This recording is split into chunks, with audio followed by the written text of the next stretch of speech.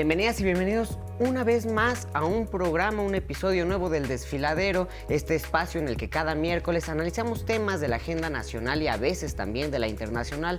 Hoy hablaremos de los movimientos estudiantiles. Para ello hemos invitado a Alex González Ormerod, historiador y escritor, además de colaborador de este espacio. Celeste Tosolini, ella es analista de política latinoamericana, y Héctor Alejandro Quintanar, profesor de la Facultad de Ciencias Políticas y Sociales de la UNAM y colaborador de La Jornada. Recuerden que nuestras redes sociales están abiertas para que ustedes puedan interactuar, contarnos qué sí les gusta, qué no les gusta y también para proponernos nuevos temas. Compañeros, compañera, muchísimas gracias por estar aquí. Hemos estado en las últimas semanas viendo cómo eso que llamamos los movimientos estudiantiles se van despertando por allí en diferentes partes del mundo y por variantes muy distintas, ¿no? Algunas muy locales y otras que, pues, de allí brincan a temas internacionales. Y México tiene una tradición muy amplia dentro de los movimientos estudiantiles y a mí me ha llamado mucho la atención, a mí que me gustan esos movimientos porque los pude estudiar en mi época universitaria y militante, el intentar voltear a ver eso. Me gustaría empezar con lo que tenemos, digamos, más cerca, que es lo de Argentina. Vimos una movilización muy importante la semana pasada a partir de, digamos, una reducción en los presupuestos de la educación. Pero cuéntanos un poquito, Celeste, cómo estuvo eso, qué es lo que está pasando en la Argentina y por qué podría ser importante ponerle atención a lo que sucede con las universidades allá. Ok, excelente. Bueno, en primer lugar, muchas gracias por la invitación, un gusto estar aquí. Con respecto a lo que está sucediendo en la Argentina, básicamente lo que despierta esta movilización, que fue la movilización más grande que ha tenido Milei en contra, la manifestación más grande en contra, que aglutinó a sectores muy diversos a favor de una lucha que es, en este sentido, la educación pública, ha sido básicamente el congelamiento del presupuesto universitario en un país que tiene 270% de inflación interanual. Lo que hizo Javier Milei es básicamente congelar el presupuesto del año 2023 para el año 2024. Entonces, básicamente con esto, las universidades, esto ha reflejado un 34% de reducción de presupuesto de las universidades. Al mismo tiempo que suben los servicios, sube la luz, sube el gas, o sea, todo el servicio de infraestructura que necesita una universidad para funcionar está subiendo y las universidades están recibiendo menos presupuestos, los docentes están ganando menos. Entonces eso es lo que ha despertado básicamente la movilización a favor con una consigna muy simple que fue justamente la educación pública. Hace unos días escuchaba que alguien me decía, bueno, pero es que no podríamos considerar esto como un movimiento, una protesta estudiantil, porque básicamente, alguien me decía, se están quejando los administradores de la universidad o la casta académica, digo, para usar palabras que están en tono, Sí. no son los estudiantes porque no les está afectando su educación. ¿Está o no afectando esto a la educación? ¿Y estas movilizaciones podríamos considerarlas estudiantiles? Sí, claro que podríamos considerarlas estudiantiles. Obviamente que el movimiento estudiantil va acompañado y aglutinado de otros sectores que han básicamente convocado a la manifestación, pero esta movilización es por sí misma en defensa de la universidad pública y de la educación pública. Entonces, sí es un movimiento estudiantil. La potencia del movimiento son los estudiantes. Incluso yo comencé a ver un fenómeno que me interesó bastante, que fue gente de universidades privadas, que en Argentina son muy pocas porque la universidad pública en Argentina está muy extendida. Por cada punto del país nosotros tenemos universidades públicas, entonces es muy extraño que uno vaya a estudiar en una universidad privada. Es como muy de clase media alta, como cupos muy reducidos, ¿no? Y justamente estudiantes de universidades privadas organizándose y solidarizándose también con la situación de las universidades públicas. Y esto básicamente sí es un tema de educación, sí es un tema de estudiantes, porque, a ver, el ajuste o la congelación de presupuesto que está haciendo el gobierno de Javier Milei está pegando directamente al acceso a la educación. Y varios rectores de diversos puntos de universidades públicas de la Argentina han dicho que con este presupuesto se puede mantener la universidad abierta hasta lo que es mediados de años. Y al mismo tiempo estamos viendo imágenes, por ejemplo, de la UBA, que es la Universidad de Buenos Aires, pues con las luces apagadas, con los ascensores apagados. O sea, el recorte comienza a sentirse en las aulas y creo que desde ahí nace la semillita de empezar a movilizarse. Si esto después puede derivar en una consigna más amplia, sí, pero ahora está siendo una consigna fundamentalmente de educación, acompañada por muchos sectores. Básicamente, ¿por qué? Porque la educación es un eje que atraviesa todo. O sea, es como eso, desde universidades privadas a universidades públicas, pero también los gremios van a ir a apoyar a esta manifestación, ¿no? Vamos a hacer un salto como de más de 10.500 kilómetros, ¿no? Digo, porque eso es lo que hay de distancia entre Ciudad de México y Buenos Aires. Vamos a sumarle un poquito más para irnos hacia arriba y para irnos a otra parte también del continente, porque en varias universidades, tanto en Estados Unidos como en Europa, hemos estado viendo varias manifestaciones. ¿Por dónde van y por qué son tan problemáticas esas manifestaciones? Al grado que en medios mexicanos que no le harían mucho caso a esas cosas, le están poniendo tanta atención, digamos, al enfrentamiento entre las autoridades y sus estudiantes. Entonces, bueno, no lo dijiste, pero pues claramente me toca a mí decir que son manifestaciones a favor de Palestina, pro-palestinas y en contra de la guerra de Israel en contra de Hamás.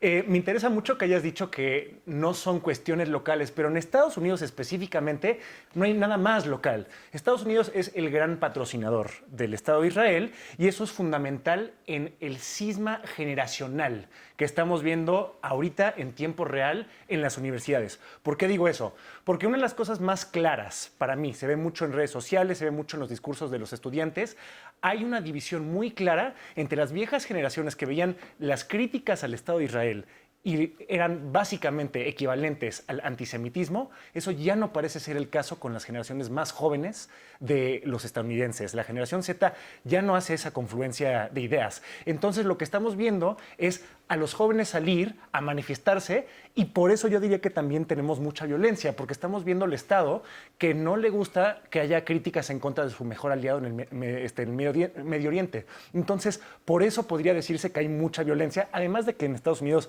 la violencia policíaca está a la orden del día. Pero, por ejemplo, a mí me resaltó mucho que la violencia era en contra de los profesores, se inventaban al parecer muestras de antisemitismo para justificar la violencia, aunque todos los presentes decían que no era tal el caso, y tenemos así un incremento de las tensiones con base en esta división de la incriticabilidad de Israel versus una posición más pro-palestina desde la juventud. Ya habíamos visto un tanto de tensión, digamos, en esferas un tanto más altas, en cuanto a la hora de exigirle a las autoridades universitarias que se pronunciaran, ¿no?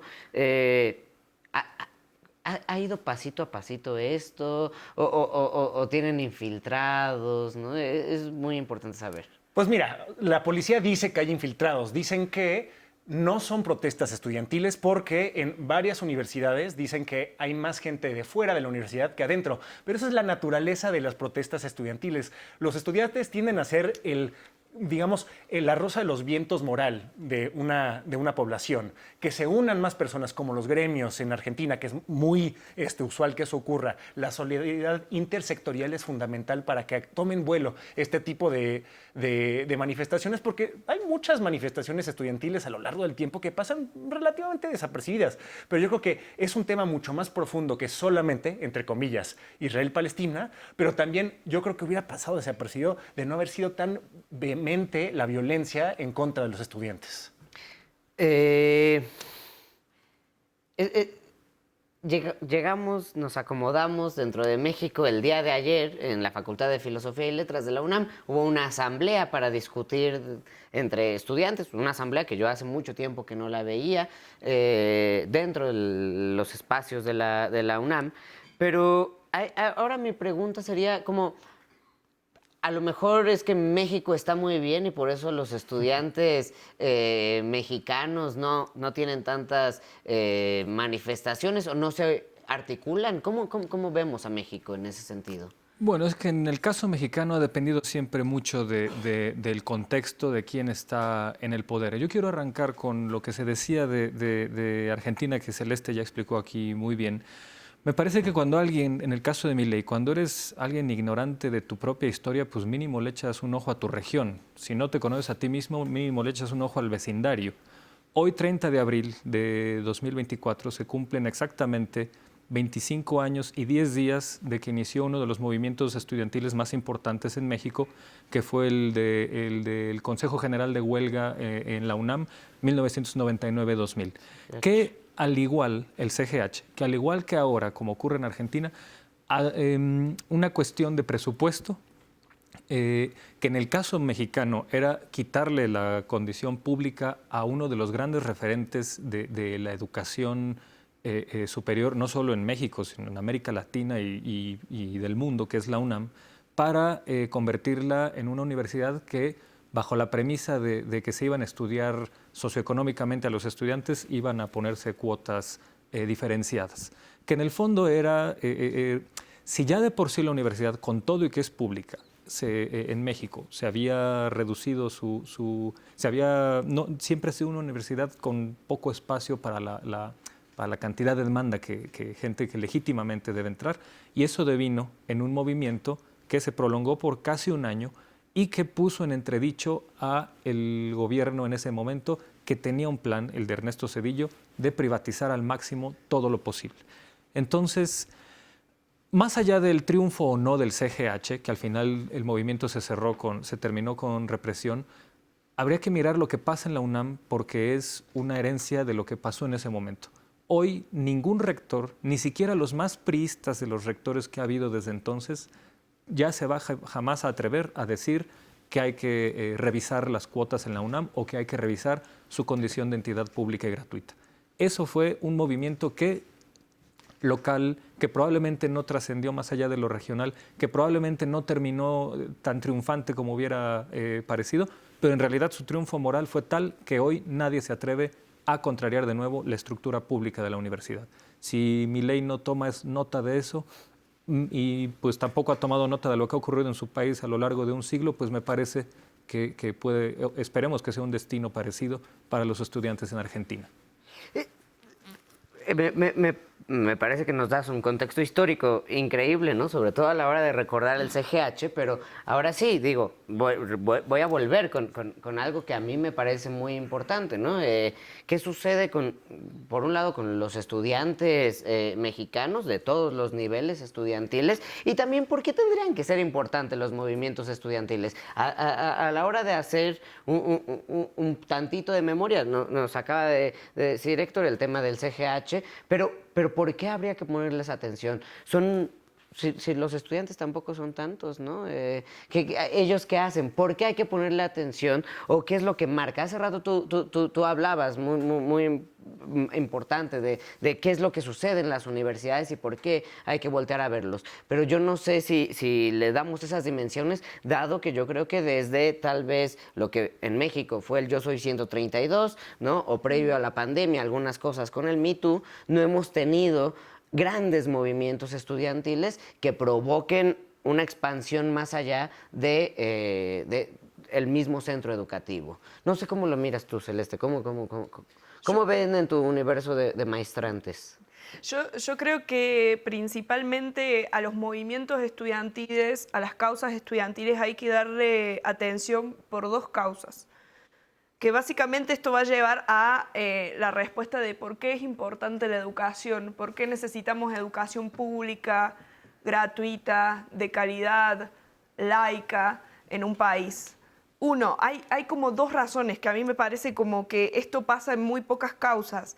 Uno es la condición más individualista, por así decirlo, ¿no? Que tiene la educación en sí misma para una persona, ¿no? La posibilidad de ascendencia social. En Argentina tenemos una porra, como dicen ustedes acá, que dicen básicamente para que las universidades se puedan llenar de hijos de clase obrera, la universidad es lo que permite eso. Uno, eso, básicamente un pueblo libre es un pueblo que está pensando, es un pueblo que está estudiando. Quien tiene acceso a la educación tiene un antes y un después en su vida, eso individualmente. Y dos, hay otra cosa que es lo comunitario, ¿no? Y básicamente los resultados que eso comunitario puede llegar a tener en una sociedad. Por un lado, una sociedad que o sea, que no invierte en educación, es una sociedad que no está invirtiendo en ciencia, que no está invirtiendo en desarrollo, ¿no? O sea, un país en el cual básicamente la gente no puede acceder a la educación significa que va a quedar privatizada. Es como cualquier servicio, público o privado. Si lo tenemos privado es para unos pocos y ahí ya sabemos que cuando la educación es privada hay como otras cosas que se discuten al lado de la pública, ¿no? O sea, los niveles Pero si de calidad... es un poquito pública y hay unos espacios para los que en verdad se esfuerzan. Bueno, ese es otro tema, ese es otro tema. Por eso también la idea de que el acceso a la universidad pública sea para muchos, ¿no? Y yo creo que eso son las dos como cosas como muy importantes para defender la educación y para darle básicamente el prestigio que se merecen. Otra cosa, en términos de movilización social, como más sociológico, es el germen de lucha, de rebeldía, claro, que puede tener y que ha tenido históricamente en la región los movimientos básicamente estudiantiles, ¿no? Con esto estoy mirando a Chile, estoy claro, mirando, ¿no?, a otros países, ¿no? O sea, una vez que vos haces encender el movimiento estudiantil es como, ay, guarda, o sea, se te encendió un movimiento. Una cosa que yo creo que es fundamental que mencionas es el concepto del germen, que luego pensamos que es como el fantasma del socialismo o cosas muy como conceptuales, pero en realidad no, el germen de la organización estudiantil es una cosa mucho más concreta de lo que pensamos. Hay núcleos organizados, claro, parece ser un movimiento muy orgánico cuando los ves ahí amotinados en la calle, pero en realidad requiere mucha organización, es mucho más articulado un movimiento estudiantil o de lo que sea, de lo que aparenta hacerlo desde afuera. Y yo creo que respondiendo un poco a tu pregunta sobre por qué en México no está ocurriendo nada, porque yo creo que mucho de ese movimiento estudiantil, especialmente la parte formal, digámosle, estaba asociada con el ahora gobierno. No de una manera siniestra, tal vez, pero de facto, ¿no? Los movimientos estudiantiles tenían muchos lazos con la oposición en ese entonces del gobierno. Ahora que está en el gobierno, muchos de ellos ya están en el gobierno, lo vemos también en otras regiones de Latinoamérica, como Camila Vallejo, Boric, toda esta gente que solía ser estudiante y que, siendo parte de esta organización, llegan al poder. Eso te deja un vacío, ¿no? Que no se llena de inmediato orgánicamente. Pero ojo, a mí se me hace súper interesante que MC atraiga tanta juventud específicamente y que ese sea su target.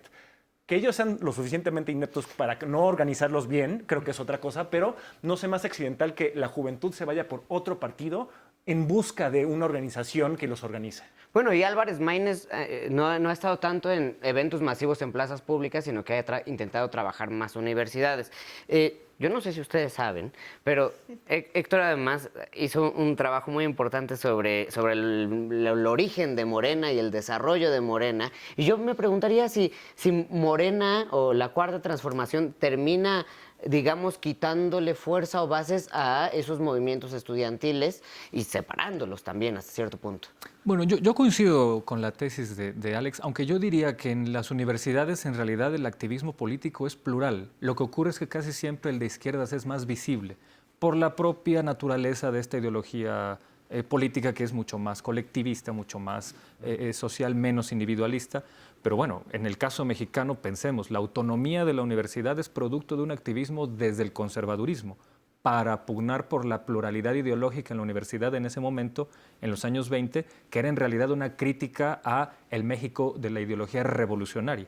Entonces, no es que sea un monolito de izquierdas el ámbito estudiantil, pero sí es más proclive a que haya movilización de izquierdas porque se tiene este tipo de valores y los valores que defienden suelen estar más amenazados, porque un estudiante individualista de derechas conservador difícilmente va a importarle lo que pase con su compañero que requiere de alguna beca para llegar a la universidad, para poder estudiar, para tener movilidad social.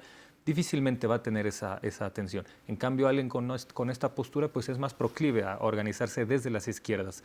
En el caso de Morena y en el caso de los movimientos estudiantiles, un afluente de Morena, quizá no protagónico, pero muy importante, viene del 132, de este movimiento que en su momento, igual con un germen mínimo que fue una conferencia fallida de Peña Nieto en una universidad privada, sí, devino en un gran movimiento que al final su gran consigna fue la democratización de los medios de difusión, porque el equipo y el entorno del candidato Peña Nieto pues salió a calumniarlos, a decir que no eran estudiantes, que eran porros. Que habían infiltrados. Que habían infiltrados, llamándolos porros sin siquiera conocer el concepto de porro, que es la base de muchos priistas y de los perredistas que quedan. Entonces, me parece que este movimiento en 2012 tuvo vasos comunicantes con Morena, que en ese momento ya era un movimiento, una asociación civil, y algunos dirigentes, sobre todo de Morena Cultura y Morena Jóvenes, pues están vinculados al 132.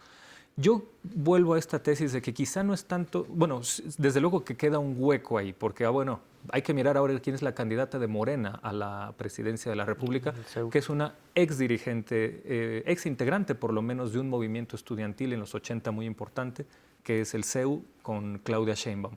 Entonces, algo hay de eso, de que queda un hueco, pero también hay, quisiera yo verlo así, como que estas amenazas que sí suele ver un estudiantado de izquierdas, no es que hayan desaparecido, pero al menos en este gobierno quizá las sientan menos amenazadas. No estoy diciendo que no haya razones para salir a movilizarse, siempre las hay, pero yo pensaría desde esta lógica de que los activismos que hoy serían más proclives a protestar contra este gobierno, que son los de derechas, pues no son proclives a movilizarse desde las universidades, y menos aún desde las universidades públicas, y menos aún desde las universidades privadas. Bueno, previo a la pandemia, la fuerza que tuvo el Me Too dentro de las universidades, me parece lo último que hemos tenido como grandes manifestaciones, ¿no? Ya sea en la UNAM, ya sea en tecnológicos estatales, todo ese tipo de cosas, fue lo más fuerte, y que no es tanto un problema, digamos, de nuestro acceso a la educación ni nada, sino de una afrenta directa que no solamente es contra los estudiantes, sino que es contra una población muchísimo más amplia. Y ahí me gustaría pasar a un segundo tono, por así decirlo, porque pareciera que uno a veces es muy ombliguista. Entonces, es como cuando discutíamos en algún momento sobre los intelectuales y su participación en la vida social. Bueno, los intelectuales y los estudiantes solamente se preocupan sobre su vida intelectual y sobre su vida estudiantil, o participan en la vida pública de otra forma, ¿no? ¿Cómo sale o cómo salir de las aulas, ¿no? Y ahí sería mi pregunta. ¿Puede seguir caminando este movimiento en defensa, tal vez, del CONICET y de los investigadores y de la educación gratuita fuera de las aulas, fuera del ambiente estudiantil, a pasar y ver que ese problema van a tenerlo también los trabajadores del subte o los que se dedican a ser amos de casa? Sí. O sea, en el caso de lo que está sucediendo en Argentina es básicamente, bueno, hoy se está tratando, cuando salga este programa ya va a estar tratada, ¿no? Una ley de ajuste que es bastante amplia, que está pasando por hoy legislativo, ¿no? En el caso de Argentina, yo creo que puede haber dos escenarios. Uno que queda acá, y que esa marcha, esa manifestación en contra de Milei empiece. Nada, justamente lo que pasa cuando hay movilizaciones tan amplias es que desde el poder se intenta como desconectarla, ¿no? Porque al mismo tiempo tener una consigna muy amplia y mucha gente aglutinada detrás de una consigna es algo bueno, pero a la vez puede ser desfavorable en el sentido de que te pueden ir sacando básicamente gente que está ahí movilizándose. Por un lado puede quedar ahí, y por el otro lado puede crecer. Y justamente cuando crece un movimiento social de protesta en contra del gobierno es cuando sectores se dan la mano. ¿Cuáles tradicionalmente en Argentina los sectores que se dan la mano? La lucha obrera y la lucha estudiantil van de la mano y han ido de la mano en toda nuestra historia. Entonces, si empieza a haber mucho más apoyo a básicamente la causa de las universidades, que yo creo que sí va a suceder porque es muy poco probable que el pueblo argentino y lo que significa la educación pública, de calidad y de acceso, que ha cambiado la vida a múltiples personas y también al país en sí mismo, quede callado ante la movilización, ¿no? Entonces yo creo que esto no va a quedar ahí. Puede ser un escenario posible, pero lo más probable es que se aglutine con otras luchas y empiece a crecer. Porque el ajuste no solamente está haciendo a los estudiantes, el ajuste está haciendo hacia los jubilados, adultos mayores, el ajuste está haciendo hacia los trabajadores, el ajuste está haciendo hacia la gran totalidad de la Argentina, que es el pueblo trabajador. A los Estados Unidos no solamente les costó mucho trabajo pelear en Vietnam, también adentro tenían muchos problemas. No sé cómo podríamos ver ahora esa interpretación de ver la guerra desde dentro. Pues no sé si se acuerdan que pues, las personas que tienen la suerte de no tener que trabajar y estudiar, normalmente sus papás les dicen, tu único trabajo es aprender.